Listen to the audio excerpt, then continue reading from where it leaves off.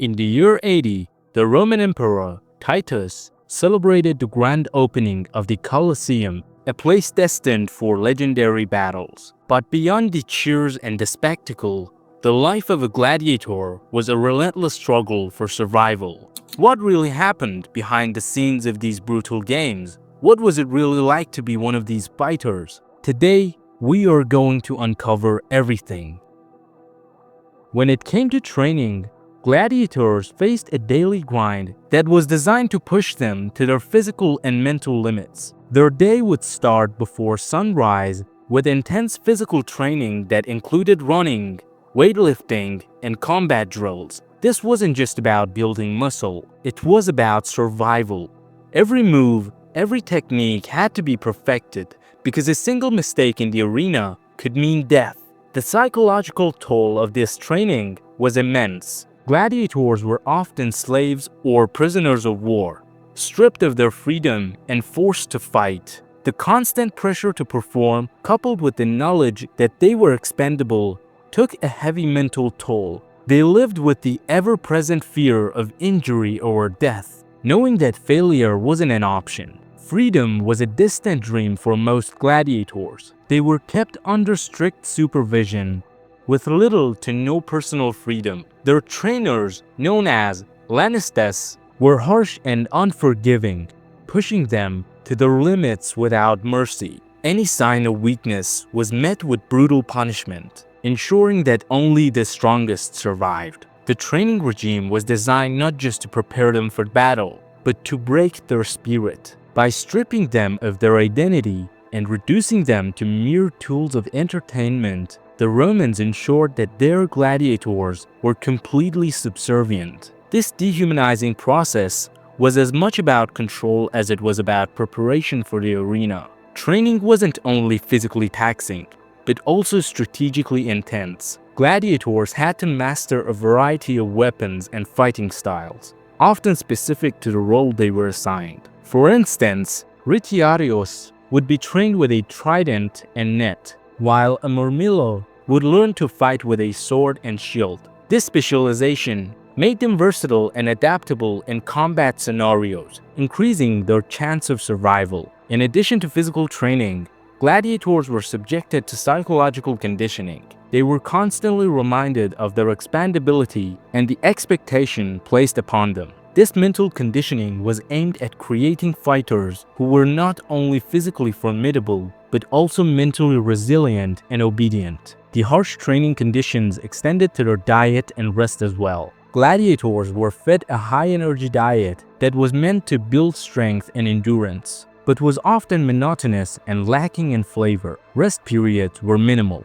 with gladiators receiving just enough sleep to recover and be ready for the next day's training sessions. The intense training and constant threat of punishment if they failed to perform created a high-stress environment. Gladiators were perpetually on edge, knowing that their value lay solely in their ability to fight and entertain. The harsh reality was that they were seen not as individuals, but as disposable commodities in the brutal business of gladiatorial games. The grueling routines and harsh treatments were not only about preparing them for the physicality of combat, but also about breaking their spirit and ensuring their absolute obedience. By maintaining this environment of control and fear, the Romans could produce gladiators who were both efficient in combat and submissive to their masters' wills. Living conditions for gladiators were far from comfortable. They were housed in barracks known as ludus, which were often overcrowded and unsanitary. Basic needs like food and water were provided, but the quality was usually poor. Meals consisted mainly of grains and legumes, designed to build muscle mass, but lacking in variety and taste. This diet, while functional, was monotonous and offered little enjoyment. Health and hygiene were constant concerns. The close quarters of the barracks meant that diseases spread quickly, and medical care was rudimentary at best. Injuries sustained during training or in the arena were treated with primitive methods, and many gladiators bore the scars of their brutal lifestyle. The lack of proper sanitation and the prevalence of infection made everyday life a struggle for survival. Despite their fame in the arena, gladiators were considered the lowest social class, barely above slaves. Their social status was low, and they were often treated with disdain by the general public and their owners. This treatment was a stark contrast to the adulation they were received during the games, highlighting the duality of their existence. They were celebrated as heroes in the arena, but lived as outcasts off the sand. The barracks themselves were basic and functional, providing little comfort. Gladiators slept on hard beds or simple mats, with minimal personal space. Privacy was non-existent, and the constant noise and activity made restful sleep difficult. The barracks were designed to keep gladiators contained and ready for combat at all times, with little regard for their well-being. In addition to poor living conditions, gladiators faced constant surveillance. The ludus was heavily guarded, and any attempt to escape was met with severe punishment, often death. This lack of freedom added to their sense of hopelessness and despair. The ever-present guards served as a reminder of their status and the limited control they had over their own lives. Despite these harsh conditions, some gladiators managed to form bonds and find camaraderie among their peers. These relationships provided emotional support and a sense of solidarity in the face of their shared suffering. However, these bonds were often tested in the arena, where they might be forced to fight against each other. The friendships formed in the barracks were a double-edged sword, offering both comfort and potential heartbreak. The brutal reality was that their lives were cheap, and their primary purpose was to serve as entertainment. They lived at the mercy of their owners and the whims of the public, making their existence precarious and filled with uncertainty. The constant pressure to perform, coupled with the harsh living conditions, created an environment of perpetual stress and anxiety. Some gladiators might have found ways to endure or even thrive under these conditions, but for most, the daily grind was a relentless reminder of their captivity. The reality of their situation was a far cry from the glorified image of the heroic gladiator. Instead, it was a life of constant struggle, where every day was a battle for survival, both in and out of the arena. The harsh living conditions not only affected their physical health, but also took a toll on their mental well-being. The combination of poor diet, unsanitary conditions, and constant surveillance created an oppressive atmosphere that wore down even the strongest individuals. For many, the hope of winning their freedom was the only thing that kept them going, a distant dream that seemed almost unattainable in the face of their daily hardships. The fights themselves were the culmination of a gladiator's existence. Preparation for combat was rigorous and nerve-wracking. Before each match, gladiators would be paired with opponents of varying skill levels, sometimes facing wild animals or multiple adversaries. The type of battle could range from one-on-one combat to grand spectacles involving complex scenarios and numerous fighters. Injuries were an inevitable part of a gladiator's life. Despite their training, the unpredictable nature of combat meant that many suffered serious wounds. The risk of fatality was ever present, and even the most skilled gladiators could fall victim to a lucky strike or an unfortunate accident. The arena was a place of chaos and violence, where survival was never guaranteed. The brutality of the fights was compounded by the fact that gladiators were often pitted against friends or comrades. The bonds formed during training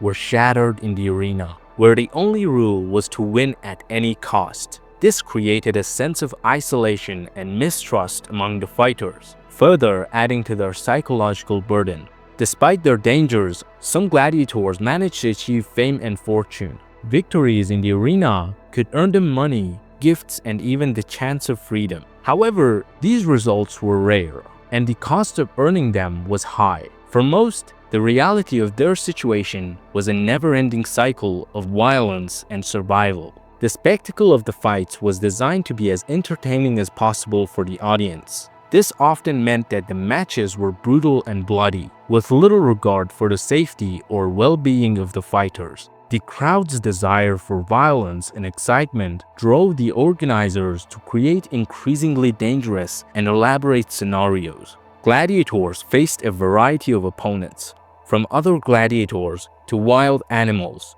Each type of opponent required different strategies and skills. Fighting against animals was particularly terrifying, as these beasts were unpredictable and often more deadly than human adversaries. The use of exotic animals added an extra layer of danger and spectacle to the games, heightening the thrill for the audience. The psychological impact of fighting for one's life in front of a bloodthirsty crowd was immense. Gladiators had to cope with the fear and adrenaline of combat, while also performing for the spectators. The pressure to win and survive was constant, and failure often meant death. The roar of the crowd, the smell of blood, and the sight of fallen comrades created an atmosphere of sheer terror. The glory of the arena was a double-edged sword. While successful gladiators might earn fame and rewards, they also had to live with the constant threat of death and the knowledge that their worth was measured by their ability to kill or be killed. This harsh reality made the life of a gladiator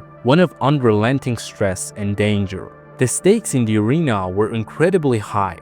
A single mistake could cost a gladiator his life, while a well-placed strike could bring victory and the chance to fight another day. This constant high-stakes environment created a unique blend of fear, excitement, and desperation. For the audience, it was thrilling entertainment. For the gladiators, it was a brutal and deadly reality. Gladiators had to be in peak physical condition and maintain sharp mental focus. The slightest lapse could be fatal. They trained tirelessly to perfect their combat skills, knowing that their lives depended on their performance. Despite the grueling nature of their existence, many gladiators took pride in their skills and saw the arena as a place to prove their worth. The brutal reality of the arena was that it was designed to be a place of death and spectacle. The Romans reveled in the bloodshed, and the gladiators were the unfortunate souls who provided it. Their lives were a testament to the cruelty and brutality of ancient Rome,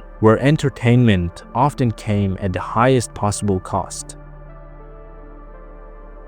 Surviving a battle was only the beginning of a gladiator's struggles. Medical care was limited, and many wounds went untreated or were poorly managed. The recovery process was painful and slow, with little time for rest before the next fight. The constant cycle of injury and recovery took a severe toll on their bodies, leaving many gladiators with permanent disabilities. The psychological impact of survival was equally devastating.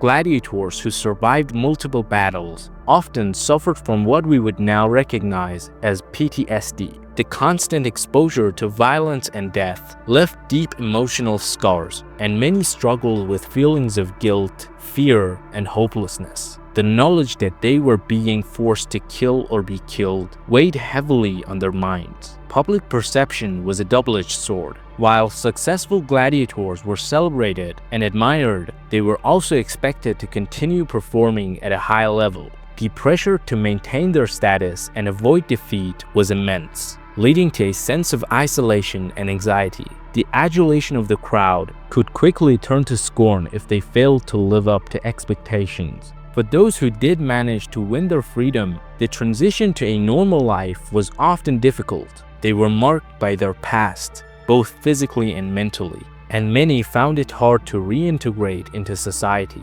The skills that had kept them alive in the arena were of little use in the outside world, leaving them with few prospects for the future. The aftermath of battles also included dealing with the constant fear of being forced back into the arena. Many freed gladiators were unable to escape their past and were often called upon to fight again. The trauma of their experiences stayed with them, making it difficult to move on and live a normal life. The fear of returning to the arena hung over them, a shadow they could never fully escape.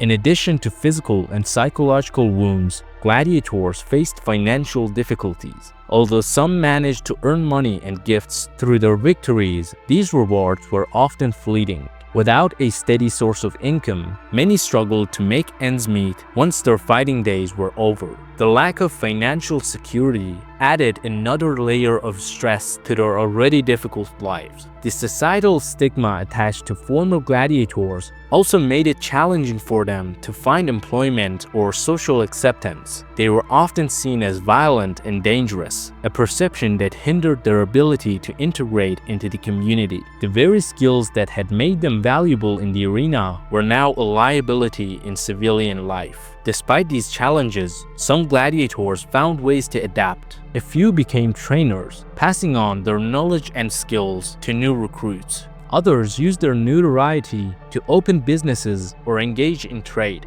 However, these success stories were the exception rather than the rule. For most, life after the arena was a struggle for survival and dignity. The long-term health effects of their injuries also plagued many gladiators. Chronic pain, mobility issues, and other disabilities were common. These physical limitations further restricted their ability to work and live independently. The lack of proper medical care meant that many suffered needlessly, with little hope for improvement. The harsh reality of a gladiator's life extended beyond their time in the arena. The physical and psychological scars of their battles stayed with them long after the crowds had dispersed and the cheers had faded. Their lives were a testament to the brutal and unforgiving nature of the gladiatorial system, where survival was a constant battle and the cost was immeasurable. In conclusion, the aftermath of a gladiator's life was filled with ongoing struggles and hardships. The combination of physical injuries, psychological trauma, financial instability, and societal stigma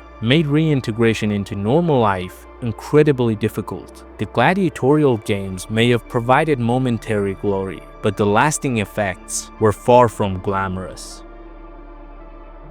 If you enjoyed the video, please like and subscribe and let me know your thoughts in the comments below.